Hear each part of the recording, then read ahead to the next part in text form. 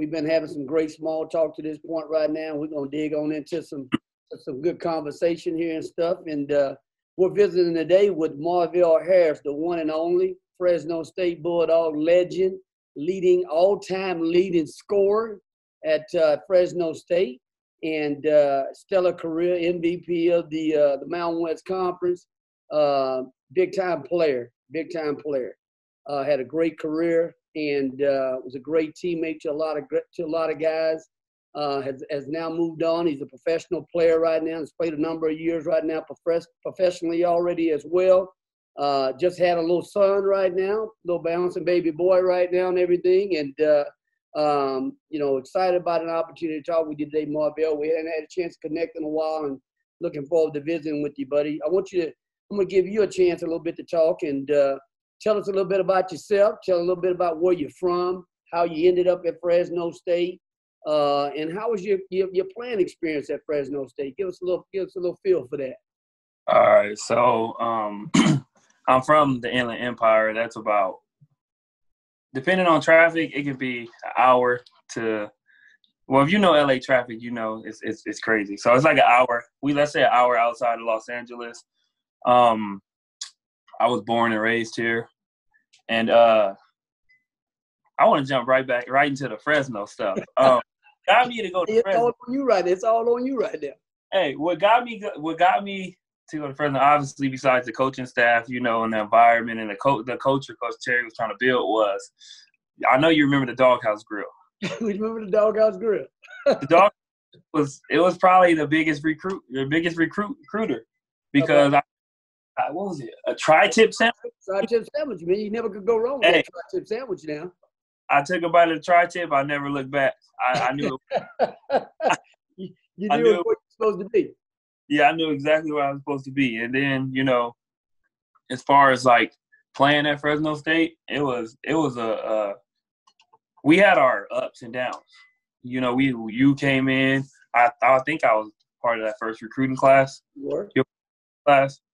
And you just were trying to turn a program around. And, it took some years, but as time went on, I feel like we got better and better every year. And it was more about it wasn't just all about basketball. It was about us becoming better men, better people in society and things like that. And I felt like that helped us. It translated on the court. I felt like we had trust in each other. We had trust in the coaching staff. And the community had faith in us. And that's why I think we won that tournament and went to the NCAA tournament my senior year. So, playing with that team, the coaches, it was amazing. We used to have I used to love those trips. What were they? The summer trips. Like we used to do the little weekend thing. We'd go to a beach house or something. Stuff like bonding trips, man. We did the skits. We got to act out each other. You actually like that Dr. Carr. You liked all that, and that was all pretty good for you. Dr. Carr, man. Dr. Carr had a lot of guys in that circle emotional. He did have a lot of emotional guys, a lot of emotion in the room. Yeah, we had a lot of tough guys who were in there shedding tears. But, that just shows how close we were and how comfortable we got with each other and just the atmosphere. And you guys coming in, the coaching staff was amazing. Like, we had a great staff. You guys got on us every day. It wasn't easy. It was far from easy. I remember, was it my freshman year? I think me and Broderick might have been running. We might have been later. We did something. I don't know. I know Broderick ended up by the trash can. I ended up passed out. I don't know. We were running lines. We had did something, but just moments like those, you cherish those, because we know you guys weren't doing it to, just to pick on us. Right. Obviously, you guys seen something in us, and you want us to be better than we thought we could be. So I feel like that helped a lot. Me personally, me and you, we had our struggles. We got into it, but it just created a bond that it made us stronger, and it helped us in the long run. We were able to go into tough environments and respond and get wins, and it was just great. The whole thing was great. It's not gonna be easy, It's not gonna be a cakewalk, but that's that's the beauty of it, because you get to go through those struggles. You get to see what type of person you are in this situation, and then you just get to respond, and you grow, and you just get better. So my experience at Fresno was amazing, personally, and we're all a family. I still talk to all those guys. I keep in contact with Coach Madison, keep in contact with you, everybody, So it was good. About that, from your freshman year to your senior year, we go in your freshman year, and if I'm not mistaken, I think we joined the Mountain West for the first year. Our first time. That was our first year in the Mountain West, and that league was loaded that year. I mean, I think we got 5 of the 9 teams in the NCAA tournament. I think we had an RPI of #1 in the country, and you guys were young puppies that we just threw out there out in the fire. We go over to the pit, and we play grown men in the pit. And they ran us out of the building over there. I think they ran us out of about 30 over there, put a 30-piece on us over there. And I never forget, looking at yourself, Rob Upshaw, and those guys, and said, man, we got a ways to go, man, to really compete in this league at the level that we want to. But you fast forward to your senior year, we were in that building, and we walk out of that building with an unbelievable win, and just how far we had come in that time of that time frame there and stuff. And it didn't happen overnight. We had some ups, we had some downs, we had some come to Jesus talks, during the season, after games. You know what I mean? I can remember vividly we're over at Air Force, and we lose a game, and I'd say, Mr. Harris, you need to see me up in my hotel room after the game, and we need to discuss this a little bit, and it wasn't a pleasant visit, right? But at the end of the day, we got done what we needed to get done. Yeah, definitely an uncomfortable situation. Hey, that's probably one of the most uncomfortable venues I've been in, was that hotel room when we had that. That was the pit, Wyoming, all those places. I was in there like sweating. I'm like, oh man. Well, we won a game your senior year. We're over at Utah State. We're down 18. We come back and we win the game in a hostile environment. And again, it was just testament to that team being a very resilient team, a team that fought through a lot of adversity and just kept playing and kept getting better and better. But we were also an older team. We'd been together for a number of years. We got a chance to take a trip to Italy, and all that really helped and translated for our season, and stuff. But tell me a little bit about your transition, and from college to being a professional athlete and making this an occupation a little bit. Talk about the journey with that, and how some of your habits that you had, in college that carried over to you maybe into your professional life as well. Yeah. I mean, obviously people know you are a coach and I love you and stuff, but the stuff you guys taught us it was to be a pro.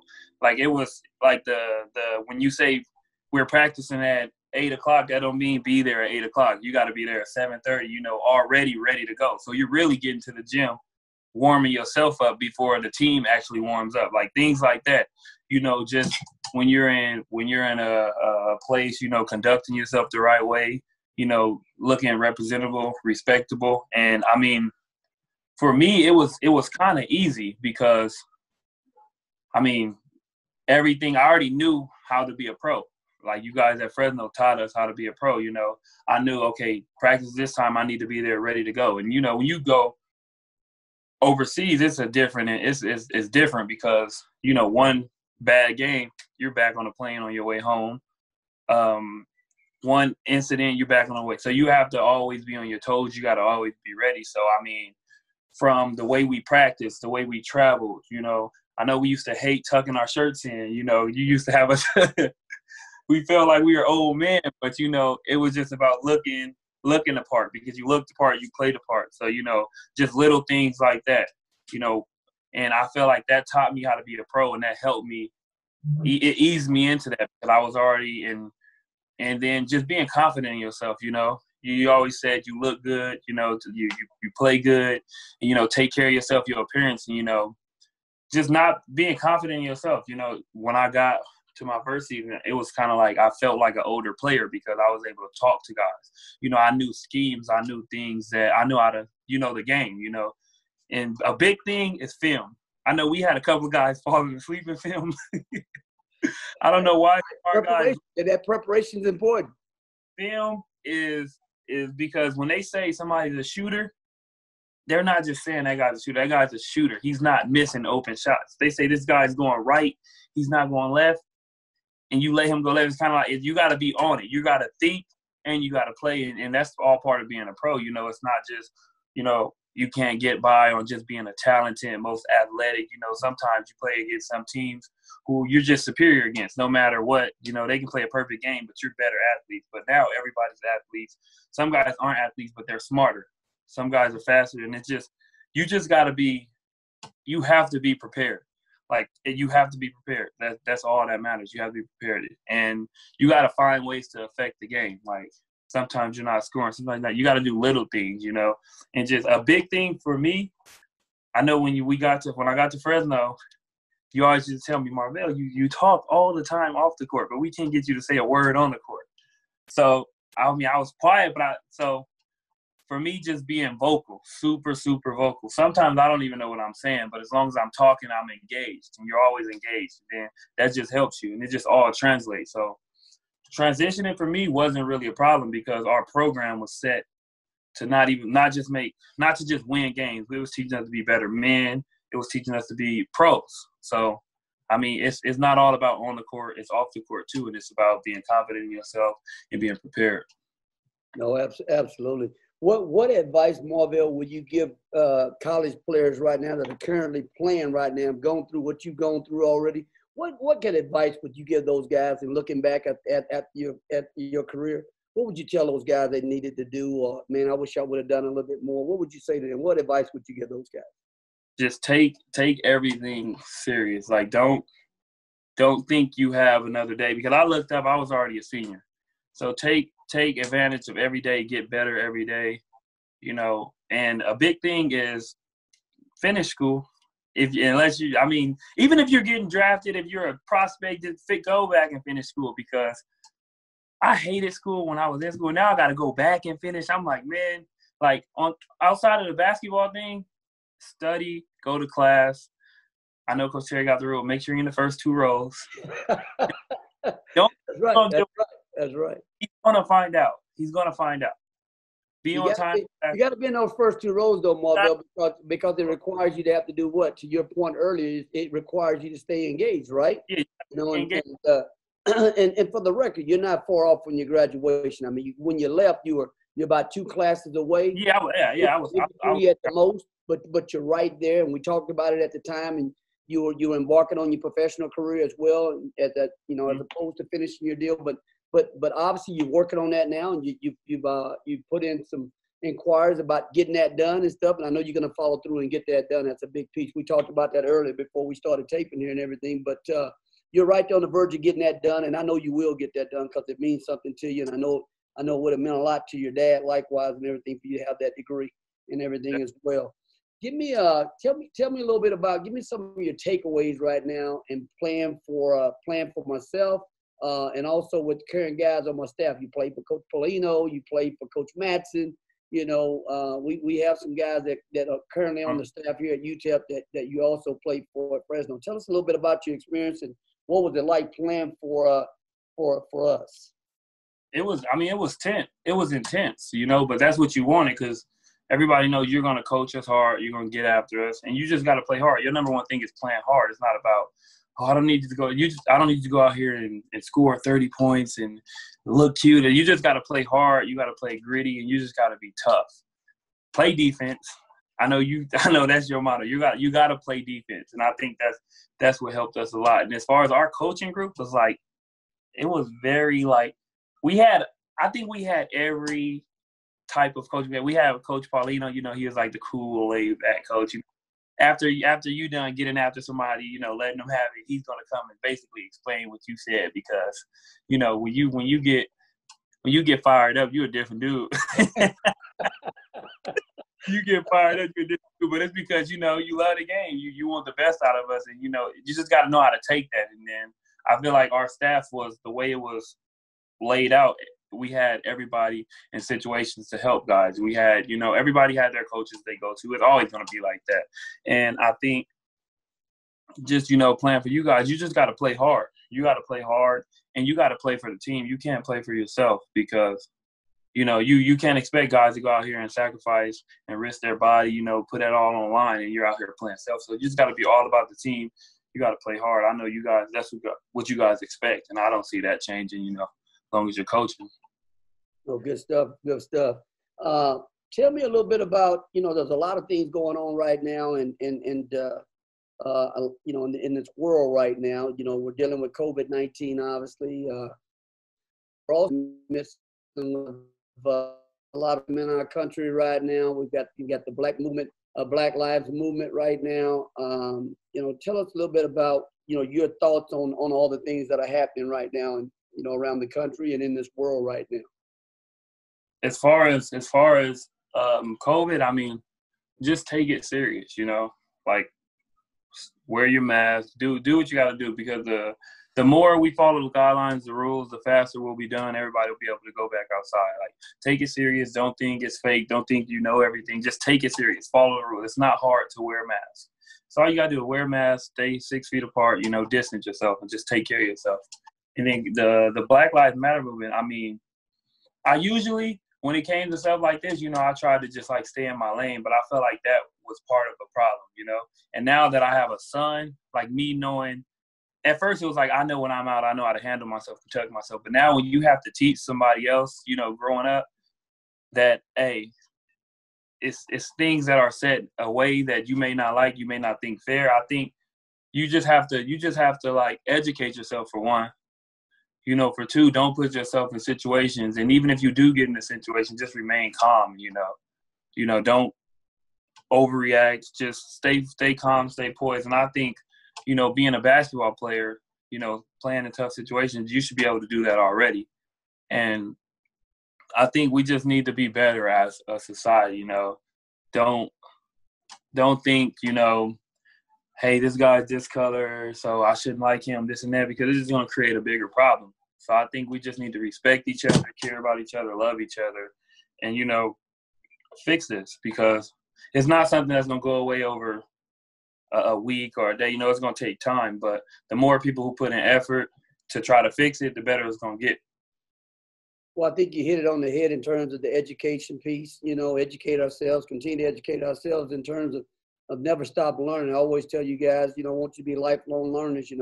I spoke the other day with one of our former players, Ante Campbell, just yesterday, and I wanted to find out what he was up to speed with and what he was doing, moving forward. And he spoke to me about being an activist in the Black Lives Matter movement, and being very involved over in LA. Himself actively out protesting, as well as now doing a lot of things behind the scenes, whether it's organizing things through emails and things of that nature there. But Ante's a really sharp guy, one of your former teammates, and he's going to be very, very successful in life as well. And but I thought that was very interesting in terms of what he was doing and what how active he's been involved in this whole process. And it's going to take your generation to be guys that step out there and to your point, get out of your lane and be guys that make a change for the next generation. You know what I mean? Yeah. You got to get yourself, because I feel like that's been a problem. Everybody's worried about me, but if you're only worried about me, then you're not helping the next person. I feel like we all need to help each other. Like I said, my whole goal is to make sure he's never in that situation. If he is in that situation, he comes home. So. Right. That's right. No, that's spot on right there, Marvelle. Marvelle, tell us right now what you're currently doing, what you got in the works right now, and everything, and where your future's heading right now. So currently, I just signed a deal to go to Japan, so I'm excited about that. I feel like I've never been to a place like that, and from what I know, it's a cool place. Like, the culture is something like that I've never seen before. So I'm excited about that. I know the league's really professional. They have big arenas, big crowds, and it's a good player. So right now I'm waiting out there. August 25th or August 26th, I go out there and start. So as of right now, I'm just hanging out with my family, trying to spend as much time as them before I leave. Well, man, I'm really proud of you, man. I'm proud of the fact that that you're going to be a future husband here shortly at some point, and that you're going to be obviously an outstanding father, and that you're still getting a chance to make this an occupation, something that you love doing right now, and you're doing it in a great manner.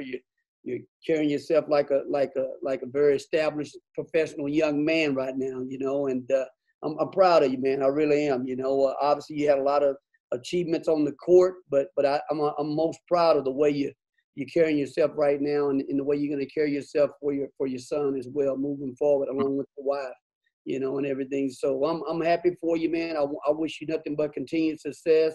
You know, how much are you getting a chance to watch some of your former teammates right now in the bubble right now, trying to get some things done a little bit? Yeah, man, I've been watching Tyler, Paul. You know, Paul's always been kind of, you know, a laid back kind of guy. I'm telling him, Paul, I need you to let the animal out. I need you to show me some type of emotion. The other day he got a dunk and I'm like, yeah, give me something, Paul, something.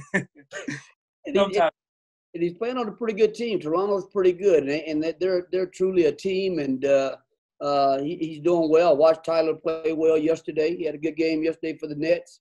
Yeah, no, Tyler's a guy I looked up to. You know, I think Tyler's probably one of the hardest working guys I know, and I don't think a lot of people know him about that. Like, Tyler's a hard worker, and I think that's what's going to keep him in the league, and that's what got him in the league. You know, he's always working. And, you know, he's a good guy. So, but, you know, Tyler's a different animal. Tyler's, you know, he's going to show some emotion. Then, you know, you're looking at Tyler, and next thing you know, he's dunking on you. So that's right. I'm excited for both of those guys. I'm happy for them, you know. And I just hope they keep going. You know, I wish them nothing but the best. We all stay in contact. So, you know, we're always updating each other, you know, what we're doing and what's going on. So I'm happy for those guys. No, that's great, man. That's great. We had some really good players there, man. A lot of guys that went on to play professional basketball for a long time and still playing right now. And Mm-hmm. I'm glad the fact that you guys stay together and still communicate with one another. That's an awesome deal. You guys will be friends the rest of your lives. You shared a lot of great experiences, and you'll share a lot of other future experiences in terms of seeing each other have kids and things of that nature there as well and stuff. But man, been awesome getting a chance to catch up with you. You look great. You know, and I know you're going to have an awesome season this year. Wish you, again, nothing but success. I want you to go on and continue to get that paper now. You know, I'm big on getting that. You're right there. I know you're going to do that. And I'm proud of guys getting, you know, playing professional basketball. I'm also proud of getting that degree. And I know you're right there, and you're going to get that thing done, man. So I'm happy we got a chance to visit today. And we need to talk more and stay more in contact, you know, and stuff. But I'm real proud of you, buddy. I really am. You know, your dad would be very proud of you right now as well and everything. So keep making your family proud, man, and keep up the good work and stuff, man. Okay. Yeah, I will. All right, man. I love you, man. You take care of yourself. All right. When I get that degree, I'm sending you a copy. So send me a copy. I want that thing. You better make sure I get that. I want it in the office. I want to see that. Actually, you made the wall over there. I got a wall of all my former players. You'd be proud that you're on that wall right there. You're on the wall right now. All right, man. Well, Marvelle Harris, man, Fresno State legend, Fresno State great. Should have that jersey retired at some point. He's an all-time leading scorer in the program. Get that jersey retired for him. I need that jersey retired. No doubt about it. Shouldn't even be an issue right now. Get that jersey retired. But keep up the great work, man. Proud of you. All right, buddy? I will, Coach. Take care. Okay, you too, man.